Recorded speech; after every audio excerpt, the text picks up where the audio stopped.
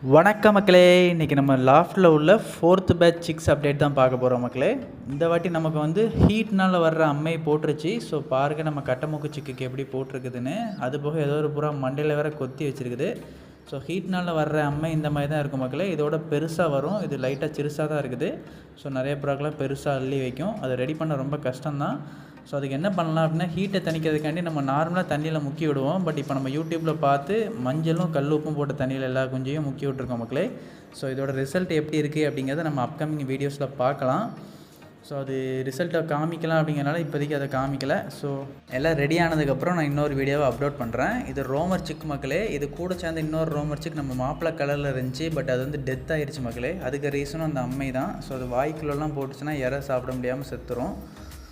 நம்ம சப்ஸ்கிரைபர் நிறைய பேர் அதுக்கு சொல்யூஷன் வந்து நமக்கு சஜஷன் பண்ணியிருக்கீங்க இன்ஸ்டாவில். ஸோ அதில் 1-2 நம்ம ட்ரை பண்ணி பார்த்துட்ருக்குறோம். ஸோ அதில் எதுக்கு ரிசல்ட் இருக்குது அப்படிங்கிறத நான் அப்கமிங் வீடியோஸில் சொல்கிறேன் மக்களே. ஸோ அதை மிஸ் பண்ணாமல் பார்க்குறதுக்கு நம்ம சேனலை சப்ஸ்கிரைப் பண்ணி வச்சுக்கோங்க.